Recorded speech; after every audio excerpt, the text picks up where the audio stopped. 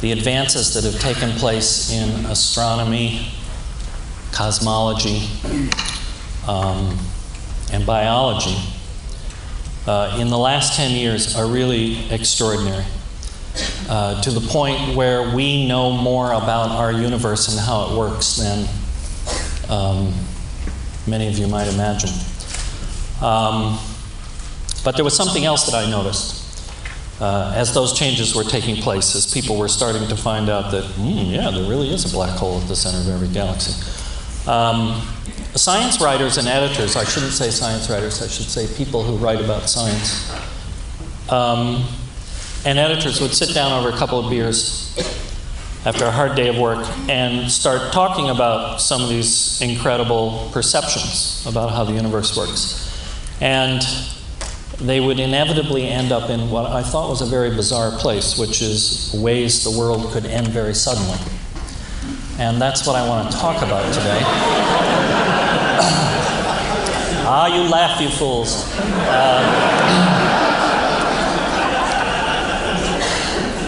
Could you finish up a little early? Yeah, we need the time.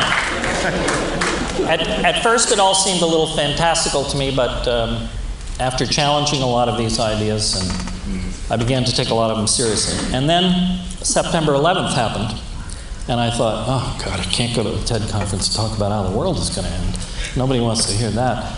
Not after this. And that got me into a discussion with some other people, other scientists, about maybe some other subjects. And one of the guys I talked to, who was a neuroscientist, said, you know, I think there are a lot of solutions to the problems you brought up. And reminds me of Michael's talk yesterday and his mother saying you can't have a solution if you don't have a problem.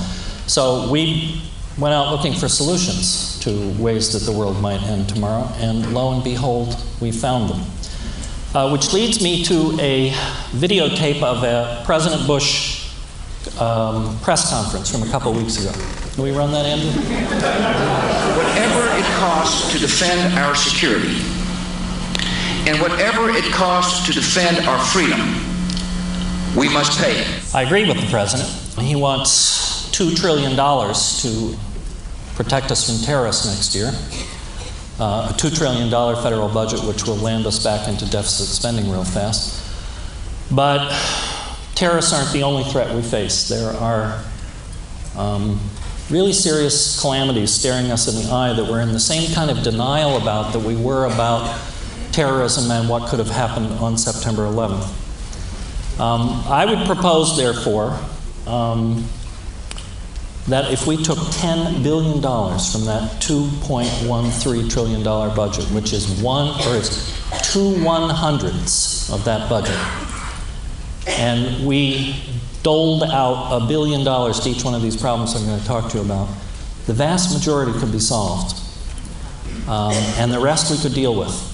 So I hope you find this both fascinating. I'm fascinated by this kind of stuff, I gotta admit. To me, these are the Richard's cockroaches. But I also hope, because I think the people in this room can literally change the world, I hope you take some of this stuff away with you, and when you have an opportunity to be influential, that you try to get some heavy-duty money spent on some of these ideas. So let's start. Number 10, we lose the will to survive. We live in an incredible age of modern medicine. We are all much healthier than we were 20 years ago. People around the world are getting better medicine. But mentally, we're falling apart. The World Health Organization now estimates that 1 out of 5 people on the planet is clinically depressed. And the World Health Organization also says that depression is the biggest epidemic that humankind has ever faced. Soon, genetic breakthroughs and even better medicine are going to allow us to think of 100 as a normal lifespan.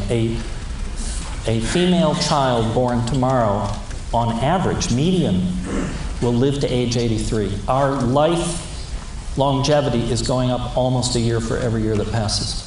Now, the problem with all of this getting older is that people over 65 are the most likely people to commit suicide. So what are the solutions? We don't really have mental health insurance in this country, and it's really a crime. Something like 98% of all people with depression, and I mean really severe depression. I have a friend with stunningly severe depression. This is a curable disease with present medicine and present technology, but it is often a combination of talk therapy and pills. Pills alone don't do it, especially in clinically depressed people. You ought to be able to go to a psychiatrist or a psychologist and put down your $10 copay and get treated, just like you do when you got a cut on your arm. It's ridiculous.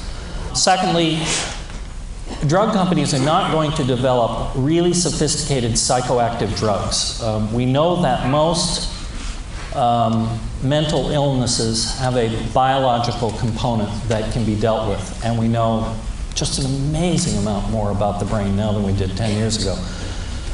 We need a pump push from the federal government through NIH and National Science, NSF, and places like that to start helping the drug companies develop some advanced psychoactive drugs. Moving on, number 9, don't laugh. Aliens invade Earth. 10 years ago, you couldn't have found an astronomer, well, very few astronomers in the world who would have told you that there are any planets anywhere outside our solar system. 1995, we found 3. The count now is up to 80. We're finding about 2 or 3 a month. All of the ones we found, by the way, are in this little teeny tiny corner where we live in the Milky Way. There must be millions of planets in the Milky Way, and as Carl Sagan insisted for many years and was laughed at for it, there must be billions and billions in the universe. In a few years, NASA is going to launch 4 or 5 telescopes out to Jupiter, where there's less dust, and start looking for Earth-like planets, which we cannot see with present technology nor detect. It's becoming obvious that the chance that life does not exist elsewhere in the universe, and probably fairly close to us, is a fairly remote idea. And the chance that some of it isn't more intelligent than ours is also a remote idea.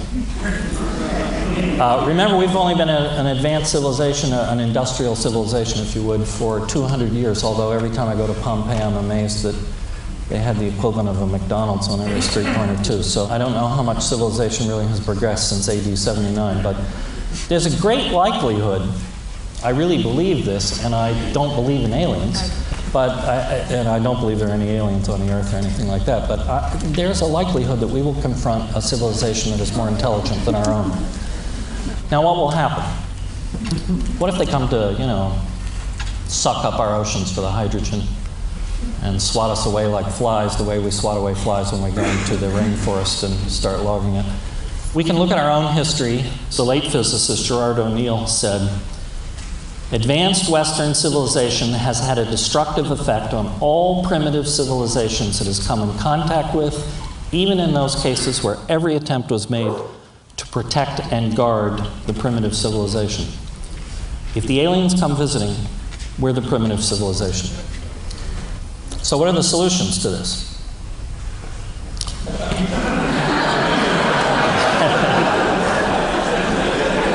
Thank God you can all read.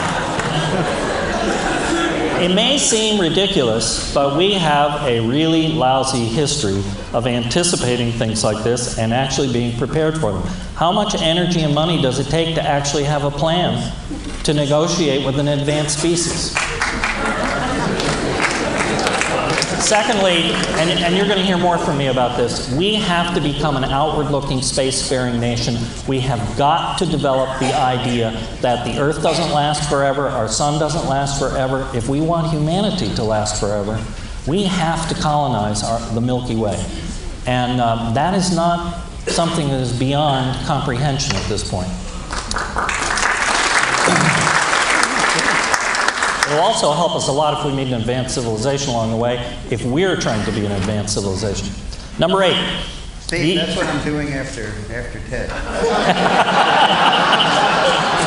You've got it. You've got the job. Number 8, the ecosystem collapses. last July in Science, the journal Science, 19 oceanographers published a very, very unusual article. It wasn't really a research report, it was a screed. They said, we've been looking at the oceans for a long time now, and we want to tell you they're not in trouble, they're near collapse. Many other ecosystems on Earth are in real danger. We're living in a time of mass extinctions that exceeds the fossil record by a factor of 10,000. We have lost 25% of the unique species in Hawaii in the last 20 years. California is expected to lose 25% of its species in the next 40 years. Somewhere in the Amazon forest is the marginal tree. You cut down that tree, the rainforest collapses as an ecosystem. There's really a tree like that out there. That's really what it comes to. And when that ecosystem collapses, it could take a major ecosystem with it, like our atmosphere. So what do we do about this? What are the solutions? There is some modeling of ecosystems going on now. The problem with ecosystems is that we understand them so poorly that we don't know they're really in trouble until it's almost too late. We need to know earlier that they're getting in trouble, and we need to be able to pump possible solutions into models. And with the kind of computing power we have now, there is, as I say, some of this going on, but it needs money. National Science Foundation needs to say, you know, almost all the money that's spent on science in this country comes from the federal government, one way or another. And they get to prioritize. You know, there are people at the National Science Foundation who get to say, this is the most important thing. This is one of the things they ought to be thinking more about. Secondly, we need to create huge biodiversity reserves on the planet and start moving them around probably. There's been an experiment for the last 4 or 5 years on the Georges Bank, or the Grand Banks off of Newfoundland. It's a no-take fishing zone. You can't fish there for a radius of 200 miles. And an amazing thing has happened. Almost all the fish have come back, and they are reproducing like crazy. We're going to have to start doing this around the globe. We're going to have no-take zones. We're going to have to say no more logging in the Amazon for 20 years. Let it recover before we start logging again.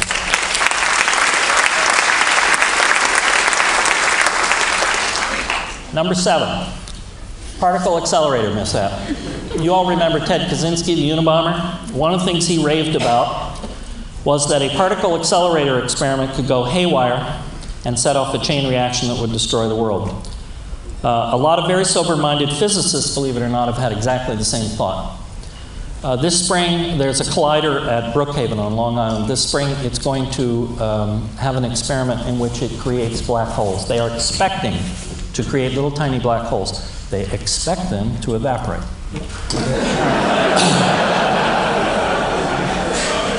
I hope they're right. Other collider experiments, there's one that's going to take place next summer at CERN, have the possibility of creating something called strangelets, which are kind of like antimatter. Whenever they hit other matter, they destroy it and obliterate it.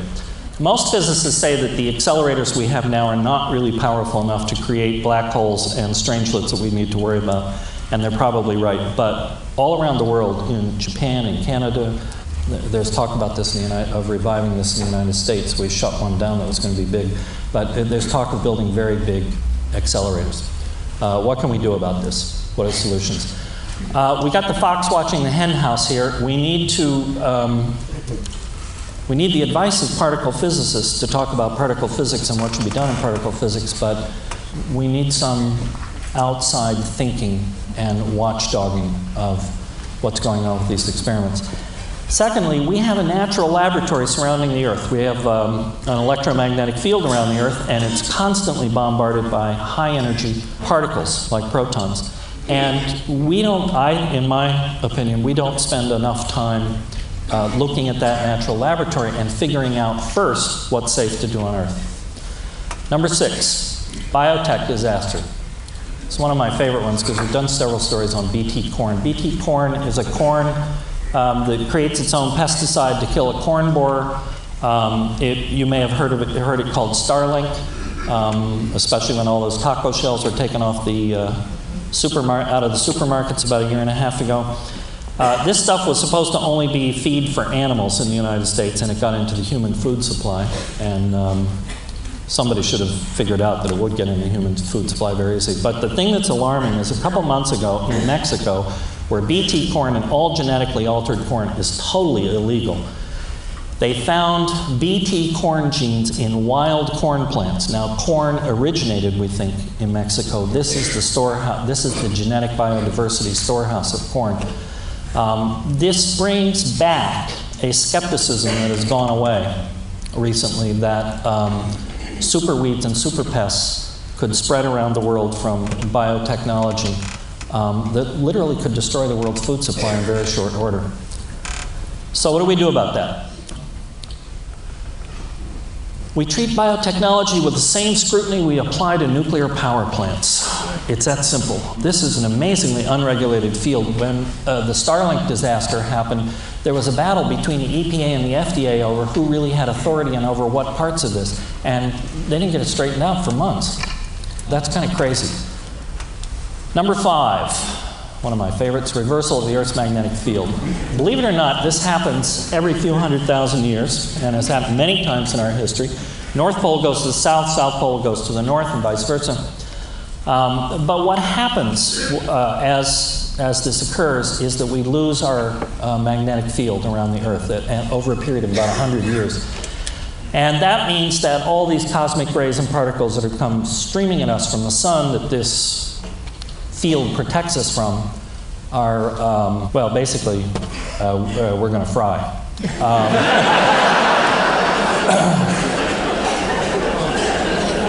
I have some additional hats downstairs. So what can we do about this? Oh, by the way, we're overdue. It's been 780,000 years since this happened, so it should have happened about 480,000 years ago. Oh, and there's one other thing. Scientists think now that our magnetic field may be diminished by about 5%. So maybe we're in the throes of it. One of the problems of trying to figure out how healthy the Earth is that we have, we don't have good weather data from 60 years ago, much less data on our things like the ozone layer. So there's a fairly simple solution to this. There's going to be a lot of cheap rocketry that's going to come online in about 6 or 7 years that gets us into the low atmosphere very cheaply. We can make ozone from car tailpipes. It's not hard. It's just 3 oxygen atoms. If you brought the entire ozone layer down to the surface of the Earth, it would be the thickness of 2 pennies at 14 pounds per square inch. You don't need that much up there. We need to learn how to repair and replenish the Earth's ozone layer. Number 4, giant solar flares. Solar flares are enormous magnetic outbursts from the sun that bombard the Earth with high-speed subatomic particles. So far, our atmosphere has done, and our magnetic field has done pretty well protecting us from this. Occasionally, we get a flare from the sun that causes havoc with communications and so forth, and electricity. But the alarming thing is that astronomers recently have been studying stars that are similar to our sun, and they found that a number of them, when they're about the age of our sun, brighten by a factor of as much as 20. It doesn't last for very long. And they think these are super flares, millions of times more powerful than any flares we've had from our sun so far. Obviously, we don't want one of those.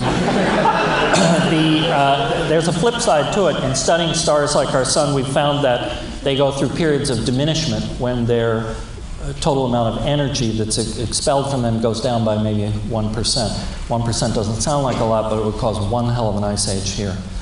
So what can we do about this? Start terraforming Mars. This is one of my favorite subjects. I wrote a story about this in Life magazine in 1993. This is rocket science, but it's not hard rocket science. Everything that we need to make an atmosphere on Mars and to make a livable planet on Mars is probably there. And you literally have to send little nuclear factories up there that gobble up the iron oxide on the surface of Mars and spit out the oxygen. The problem is it takes 300 years to terraform Mars, minimum. Really more like 500 years to do it right. There's no reason why we shouldn't start now. Number 3. Isn't this stuff cool? A new global epidemic. People have been at war with germs ever since there have been people. And from time to time, the germs sure get the upper hand. In 1918, we had a flu epidemic in the United States that killed 20 million people. That was back when the population was around 100 million people. The bubonic plague in Europe in the Middle Ages killed 1 out of 4 Europeans. AIDS is coming back. Ebola seems to be rearing its head with much too much frequency. And old diseases like cholera are becoming resistant to antibiotics. We've all learned what the kind of panic that can occur when an old disease rears its head, like anthrax.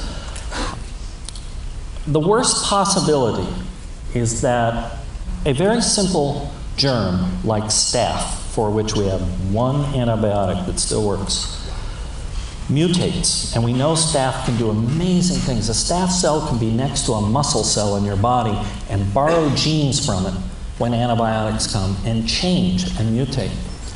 The danger is that some germ like staph will mutate into something that's really virulent, very contagious, and will sweep through populations before we can do anything about it. That's happened before. About 12,000 years ago, there was a massive wave of mammal extinctions in the Americas, and that is thought to have been a virulent disease. So what can we do about it? It is nuts. We give antibiotics.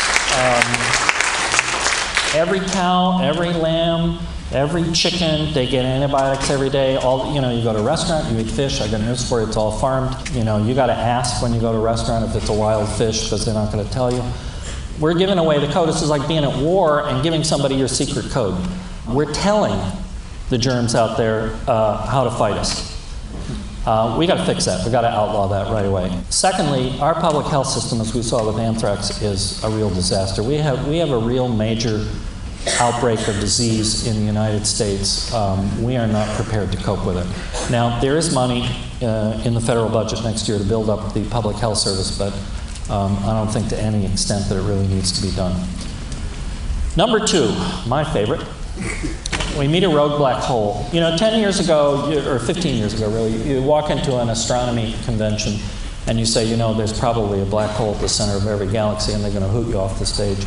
And now if you went into one of those conventions and you say, well, I don't think black holes are out there, they'd hoot you off the stage. Our comprehension of the way the universe works is just gained unbelievably in recent years. We think that there are about 10 million dead stars in the Milky Way alone, our galaxy. And these stars have compressed down to maybe something like 12, 15 miles wide, and they are black holes, and they are gobbling up everything around them, including light, which is why we can't see them. Most of them should be in orbit around something, but galaxies are very violent places, and things can be spun out of orbit. And also, space is incredibly vast. So even if you flung 1 million of these things out of orbit, the chances that one would actually hit us is fairly remote. But it only has to get close, about 1 billion miles away, one of these things. About 1 billion miles away, here's what happens to Earth's orbit. It becomes elliptical instead of circular. And for 3 months out of the year, the surface temperatures go up to 150 to 180. For 3 months out of the year, they go to 50 below zero. That won't work too well. What can we do about this one? This is my scariest. I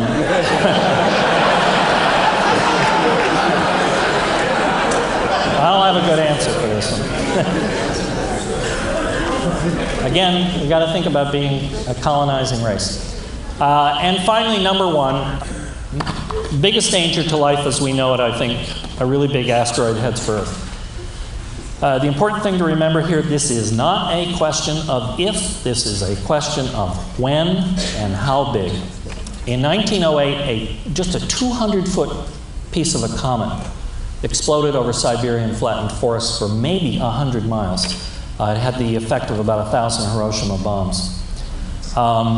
Astronomers estimate that little asteroids like that come about every 100 years. In 1989, a large asteroid passed 400,000 miles away from Earth. Nothing to worry about, right?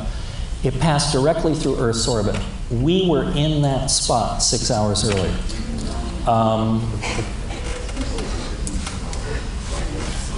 A small asteroid, say a half-mile wide, would touch off firestorms, followed by severe global cooling from the debris kicked up Carl Sagan's nuclear winter thing. An asteroid 5 miles wide causes major extinctions. We think the one that got the dinosaurs was about 5 miles wide.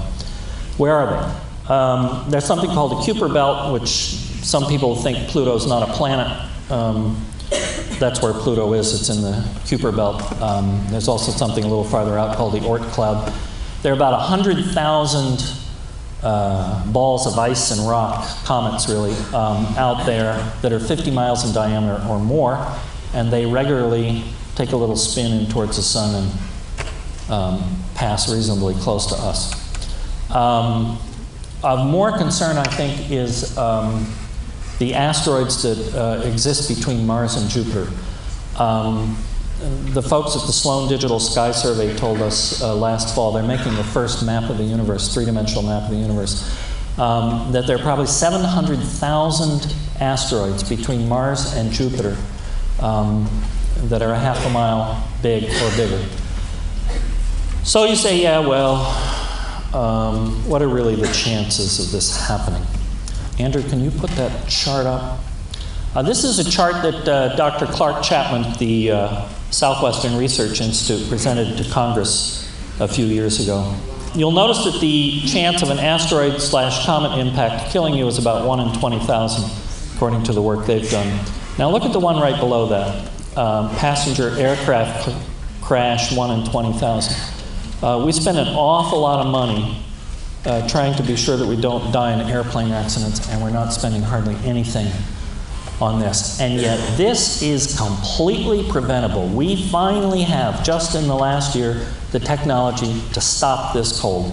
So we have the solutions. NASA is spending $3 million a year, $3 million bucks. That is like pocket change, to search for asteroids, because we can actually figure out every asteroid that's out there and if it might hit Earth and when it might hit Earth. And they're trying to do that, but it's going to take them 10 years at spending $3 million a year, and even then they claim they'll only have about 80% on catalog. Comets are a tougher act. We don't really have the technology to predict comet trajectories and when one with our name on it might arrive, but we would have lots of time if we see it coming. We really need a dedicated observatory. You'll notice that a lot of comets are named after people you never heard of, amateur astronomers. That's because nobody's looking for them except amateurs. We need a dedicated observatory that looks for comets. Part 2 of the solutions. We need to figure out how to blow up an asteroid or alter its trajectory. Now, a year ago, we did an amazing thing. We sent a probe out to this asteroid belt called Near Earth Asteroid Rendezvous. And these guys orbited about a 22-mile long asteroid called ARRC. And then, of course, you know, they pulled one of those sneaky NASA things where they had extra batteries and extra gas aboard and everything. And at the last minute they landed, when the mission was over, they actually landed on the thing. We have landed a rocket ship on an asteroid. It's not a big deal. Now, the trouble with just sending a bomb out for this thing is that you don't have anything to push against in space because there's no air. A nuclear explosion is just as hot, but we don't really have anything big enough to melt a 22-mile-long asteroid, or vaporize it would be more like it. But we can learn to land on these asteroids that have our name on them and put something like a small ion propulsion motor on it, which would gently, slowly, after a period of time, push it into a different trajectory, which, if we've done our math right, would keep it from hitting Earth. This is just a matter of finding them, going there, and doing something about it. I know your head is spinning from all this stuff. Yikes, so many big threats. The thing I think to remember is September 11th. We don't want to get caught flat-footed again. We know about this stuff. Science has the power to predict the future in many cases now. Knowledge is power. The worst thing we can do is say, geez, I got enough to worry about without worrying about an asteroid. That's a mistake that could literally cost us our future. Thank you.